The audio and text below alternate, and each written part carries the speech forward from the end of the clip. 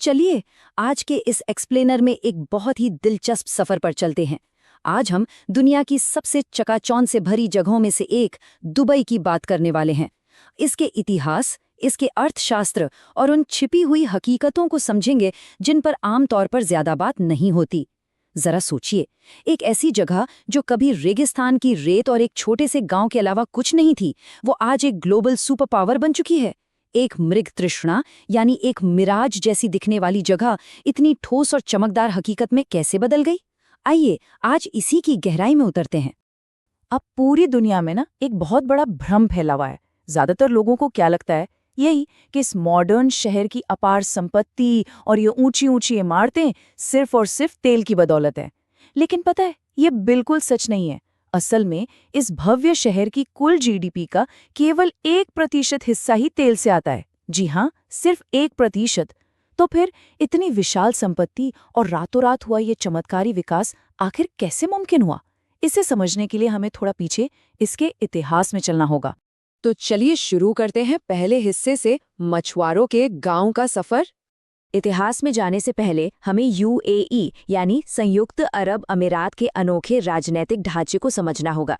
देखिए, यूएई कोई एक सिंगल देश नहीं है, बल्कि ये वास्तव में 7 अलग अलग साम्राज्यों या किंगडम से मिलकर बना है।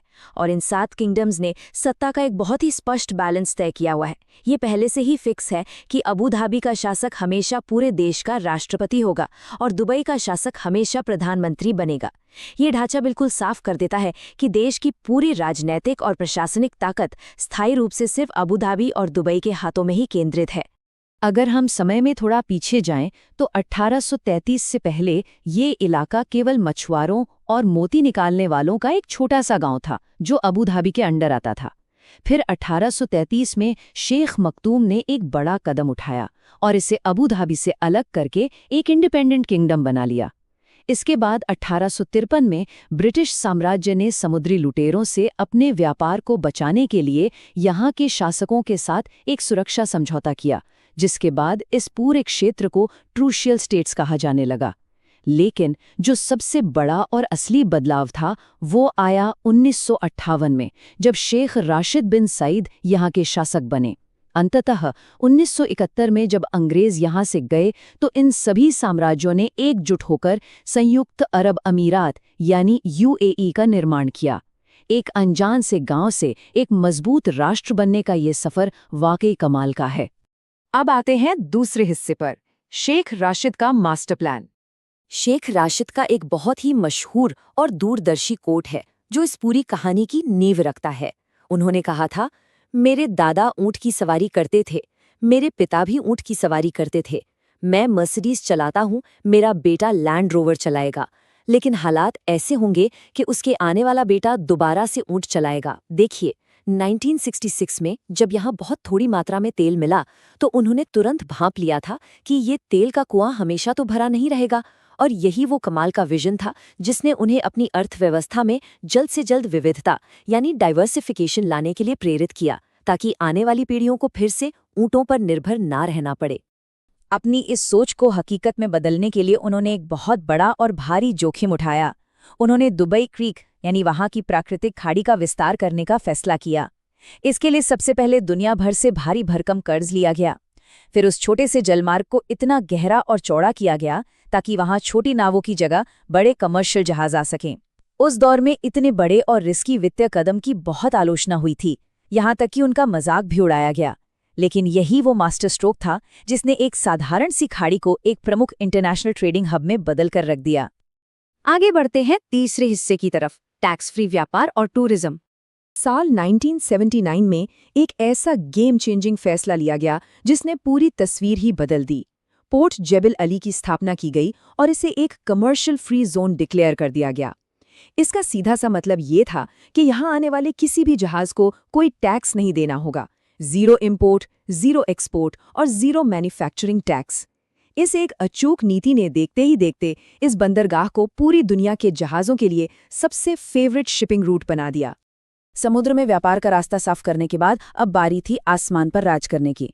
उस समय दुनिया भर की ग्लोबल एयरलाइंस भारी टैक्स चुका रही थीं और उन्हें अपना पूरा खर्च खुद ही उठाना पड़ता था। वहीं दूसरी तरफ 1985 में शुरुआत हुई एयर एमिरेट्स की। इसे ना केवल जीरो टैक्स का फायदा मिला बल्कि सरकार का पूरा फाइनेंशियल सपोर्ट भी हासिल हुआ।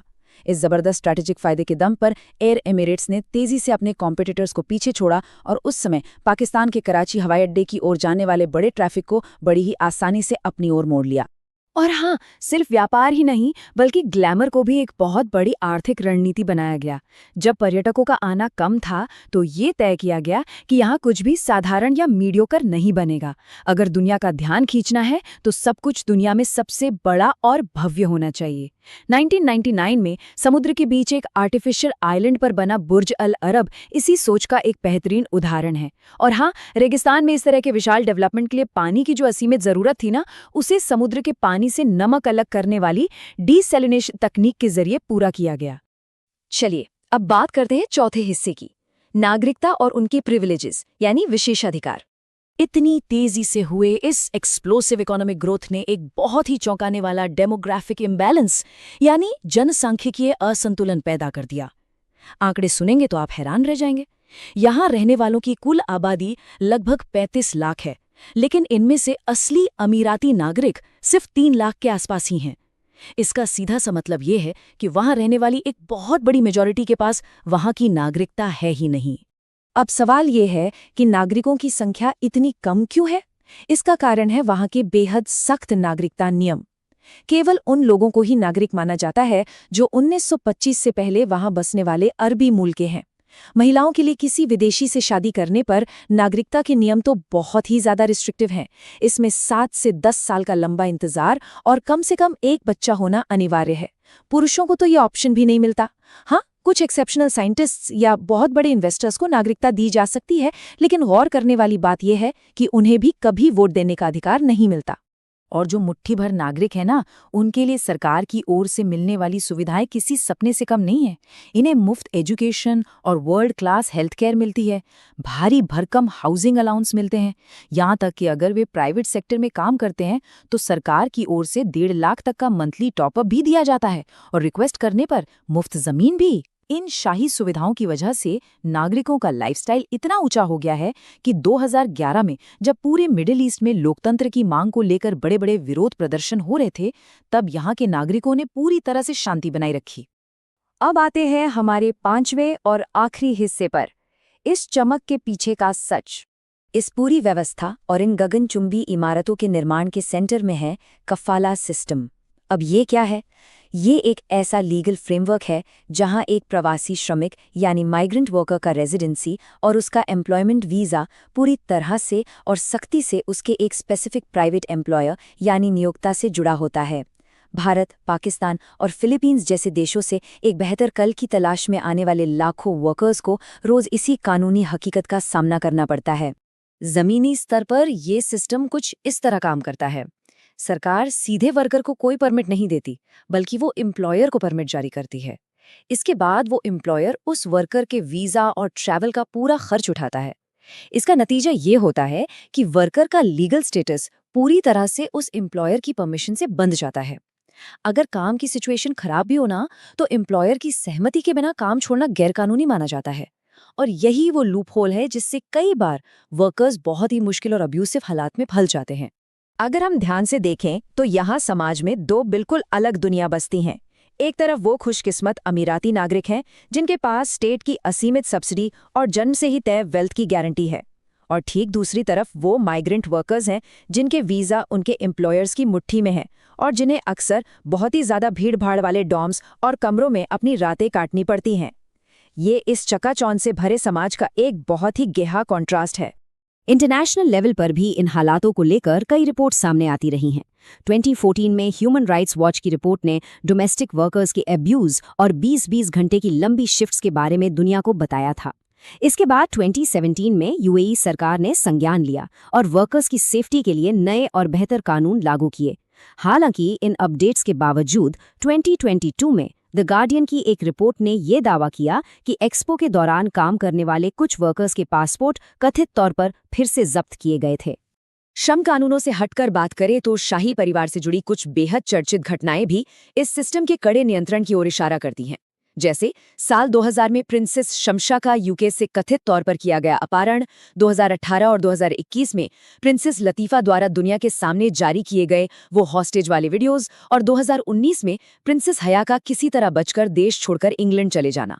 ये सभी घटनाएं वहां की आंतरिक रूढ़िवादी व्यवस्था और फीमेल्स पर लागू होने वाले सख्त कंट्रोल्स को फैक्चुअली दर्शाती हैं। तो इन सभी तथ्यों और इतिहास के पन्नों को पलटने के बाद एक बहुत ही गहरा सवाल उठता है, क्या ये शहर मॉडर्न इकोनॉमिक प्लानिंग और दूरदर्शिता का एक शानदार चमत्कार है, या फिर ये अत्यधिक विरोधाभासों पर बना एक सोने का पिंजरा है? देखा जाए तो दोनों ही पक्ष अपने आप में मजबूत तथ्य रखते हैं। खैर, इस जटिल और चकाचौंध से भरी दुनिया के बारे में गहराई से सोचने के लिए काफी कुछ है। आज के इस एक्सप्लेनर में हमारे साथ जुड़ने के लिए आपका बहुत बहुत धन्यवाद।